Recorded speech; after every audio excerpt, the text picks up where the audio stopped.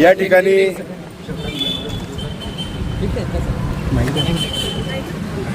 ठिकाणी मला अभिमानानं सांगायचं आहे, अभिमानानं याचा अर्थ सांगतो मी.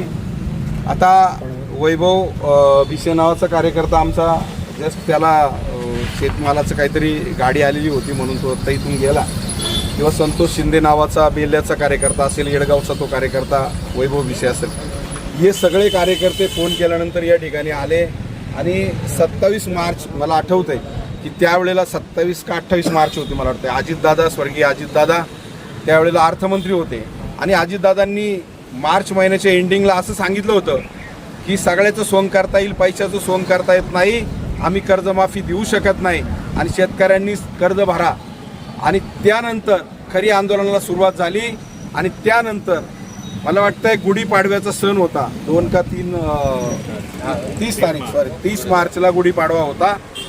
30 मार्चला आदल्या दिवशी राजू शेट्टी साहेबांनी मला फोन करून सांगितलं, आम्ही 5 कार्यकर्ते या ठिकाणी आलो आणि प्रांत कार्यालयावर शासनाचा निषेध म्हणून या ठिकाणी काळी गुढी उभारली. आणि त्या ठिकाणी पोलिसांनी आमच्यावरती 5 जणांवरती गुन्हे दाखल केले. वैभव सारख्या कार्यकर्त्याचा अजून कोर्टामध्ये जामीनसुद्धा आम्ही घेतलेला नाही, 4 जामीन झालेले आहेत. मला हे सगळं का सांगायचं. आणि त्यानंतर सुद्धा आपण सगळ्या मंडळींनी पाहिलं, रस्त्यावरती 2 वेळा नागपूरमध्ये जे आंदोलन चालू होतं, सगळ्याच संघटनाचे आमची नेते मंडळी सगळे कार्यकर्ते त्या ठिकाणी होते. आमच्यातलेही काही कार्यकर्ते त्या ठिकाणी त्या आंदोलनामध्ये सहभागी होण्यासाठी त्या ठिकाणी गेले होते. परंतु त्या आंदोलनाला पाठिंबा देण्यासाठी राज्यभरातून या ठिकाणी 2 वेळा रस्त्यावरती आम्ही उतरून या ठिकाणी आंदोलनं केले. आणि प्रचंड रेटा संघटनांचा सरकारवरती त्या ठिकाणी वाढला. आणि मग मात्र सरकार त्या ठिकाणी नमलं. आणि तारीख मात्र सरकारनं सांगत नव्हतं, फक्त आम्ही जाहीरनाम्यात सांगितलं होतं की कर्जमाफी देऊ, तो जाहीरनामा देखील आपल्याला माहिती आहे. आणि मग 30 जून ही तारीख आमच्या नेते मंडळींची बैठक मंत्रालयात झाल्यानंतर त्या ठिकाणी तारीख जाहीर करावी लागली. आणि सरकार हे शेतकऱ्यांच्या संघटनांच्या नेत्यांपुढे त्या ठिकाणी झुकलं. आणि 30 जून ही तारीख आज आपल्याला त्या ठिकाणी पाहायला मिळते. माझ्याबरोबर ज्या कार्यकर्त्यांनी केसेस अंगावर घेतल्या, गुन्हे अंगावर घेतले, त्या कार्यकर्त्यांचा मी मनापासून आभार व्यक्त करतो. अरे येडगाव असेल, बेल्ला असेल, ही कुठून आमचे शेतकरी त्या ठिकाणी आंदोलनामध्ये आले होते. मी मगाशी पण सांगितलं, कुणी जर आम्हाला हलक्यात घेत असेल तर हे समजू नका, आम्ही जर मनावर घेतलं तर आम्ही बरंच काही करू शकतो. परंतु ही सगळी मंडळी प्रामाणिकपणाने या ठिकाणी आले. आमच्या या महिला भगिनी देखील, आज तुम्ही यांच्या कपड्यांवरती, साड्यांवरती जाऊ नका, पण खानदान शेतकऱ्याच्या मुली आहेत, या लक्षात घ्या. आणि त्यांना खरोखर कळवळा आहे म्हणून या ठिकाणी ते आलेले आहेत. आणि म्हणून कोणी जर आमच्या आंदोलनाची खिल्ली उडवायचा प्रयत्न करत असेल तर एक लक्षात ठेवा, तुम्ही जर संघटनांची ताकद काय हे मला त्यांना दाखवून द्यायचं होतं.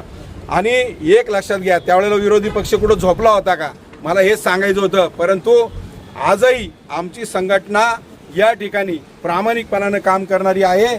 आणि त्यावेळेला आम्ही सांगितलं होतं, सरकारनं जरी निर्णय घेतला असला, तुम्ही मागाशी विचारलं की कर्जमाफीचा लाभ शेतकऱ्यांनी घेऊ नये का, निश्चितपणाने घेतला पाहिजे. त्यांचं शेतकऱ्याला दिलासा मिळाला पाहिजे.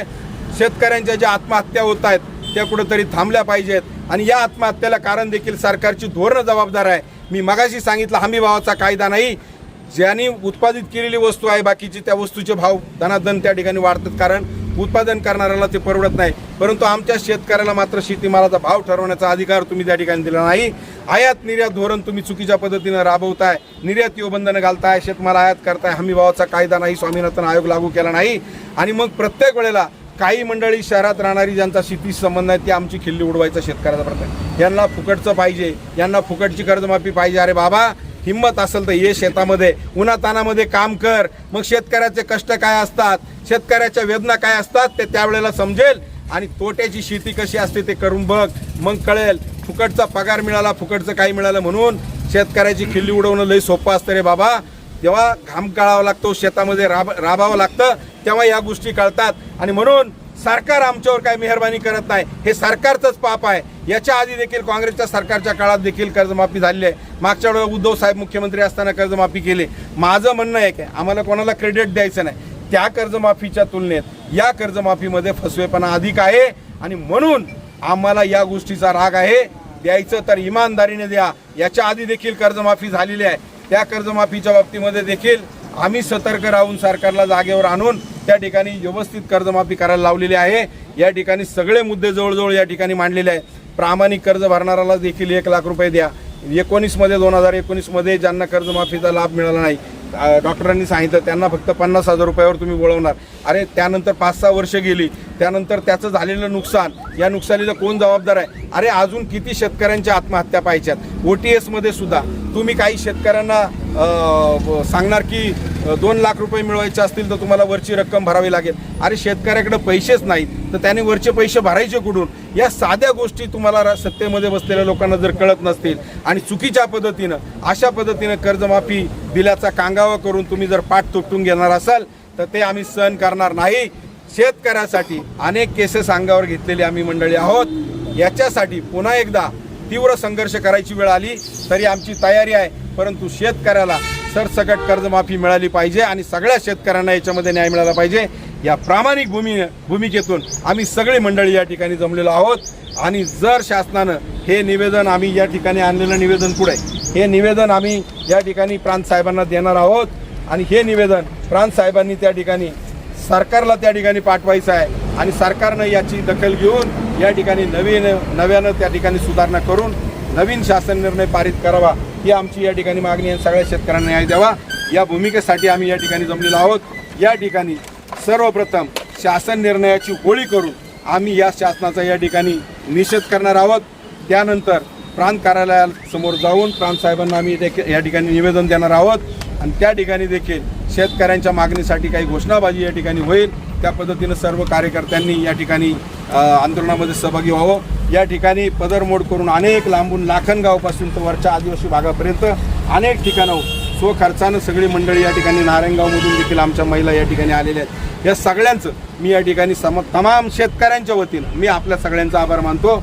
कारण मी वैयक्तिक आभार मानण्यापेक्षा ज्या कष्टकरी शेतकऱ्यासाठी तुम्हाला मनापासून आस्था वाटली म्हणून तुम्ही सगळे इथं आलात, तुमचं देखील मनापासून आभार. विजय असो. शेतकरी एकजुटीचा सरसकट कर्जमाफी झालीच पाहिजे, झालीच पाहिजे. सरसकट कर्जमाफी झालीच पाहिजे, झालीच पाहिजे. सरसकट कर्जमाफी झालीच पाहिजे. आणि फसव्या राज्य सरकारचं करायचं काय?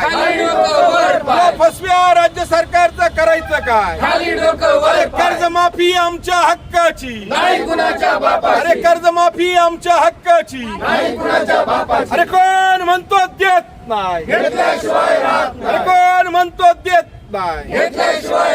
शेतकरी एकजुटीचा, स्वाभिमानी शेतकरी संघटनेचा, अखिल भारतीय किसान सभेचा, ग्राहक कल्याण फाउंडेशनचा, शेतकरी एकजुटीचा.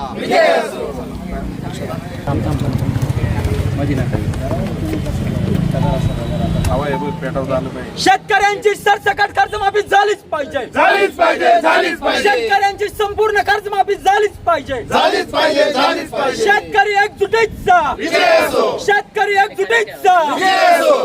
फसव्या कर्जमाफीचा धिक्कार असो, फसव्या कर्जमाफीचा धिक्कार असो, फसव्या कर्जमाफीचा धिक्कार असो, फसव्या कर्जमाफीचा. धिक्कार असो. शेतकऱ्यांची संपूर्ण कर्जमाफी झालीच पाहिजे, झालीच पाहिजे, झालीच पाहिजे. शेतकऱ्यांची संपूर्ण कर्जमाफी झालीच पाहिजे, झालीच पाहिजे, झालीच पाहिजे. आमची मागणी मान्य करा, नाहीतर खुर्च्या खाली करा. आमच्या मागण्या मान्य करा, नाहीतर खुर्च्या खाली करा.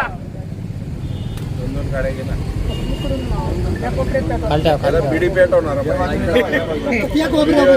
माहिती खाली बसून घ्या.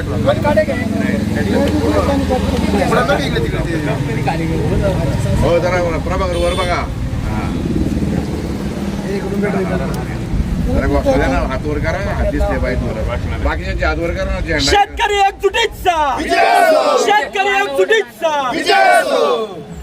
फसव्या कर्जमाफी करणाऱ्या राज्य शासनाचा धिक्कार असो, फसवी कर्जमाफी करणाऱ्या राज्य शासनाचा धिक्कार असो. खाली ठेवा, खाली ठेवा,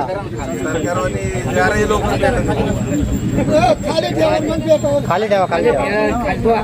चालतो छत्रपती शिवाजी महाराज की जय. चार खाली ठेवा ना, खाली ठेवा, ठेवा, खाली ठेवा. या बाजूने, या बाजूने ताई, ताई तुम्ही या बाजूने, चालू दे त्यांना, चालू दे ना. साहेब काही गाडी पेटवायला टिबल घे टिबल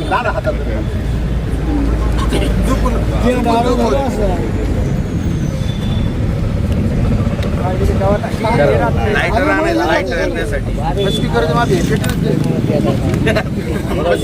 एक कागद पेटवा, सिंगल एक कागद पेटवा म्हणजे बरोबर. त्याला बिडी पेटवणार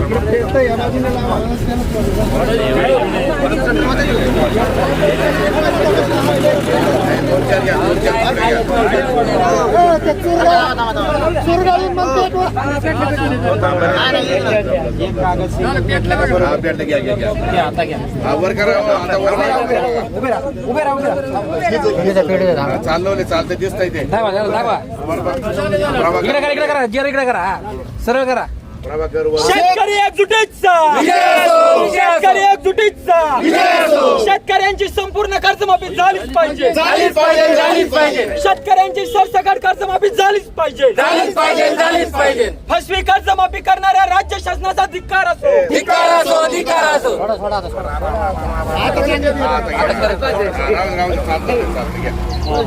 शेतकरी एकजुटीचा सरसकट कर्जमाफी अरे या फसव्या राज्य सरकारचं करायचं काय अरे कोण म्हणतो देत नाही शेतकरी एकजुटीचा अरे एकच गट्टी डॉक्टर अजित नवले साहेबांचा ग्राहक कल्याण फाउंडेशनचा बाबा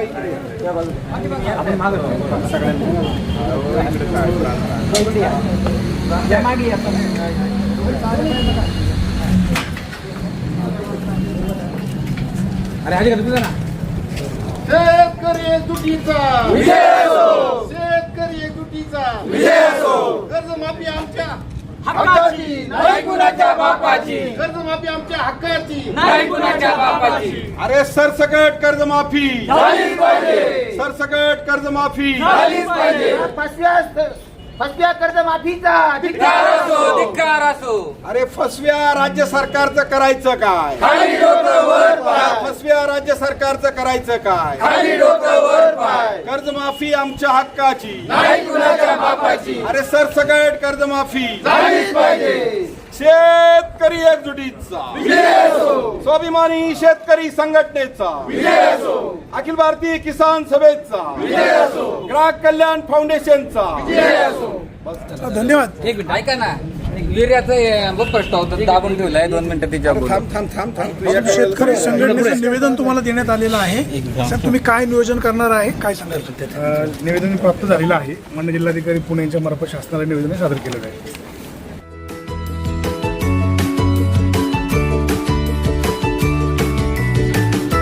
बातम्या शेतीच्या, बातम्या मातीच्या, बातम्या अन्यायाच्या, गुन्हेगारीच्या,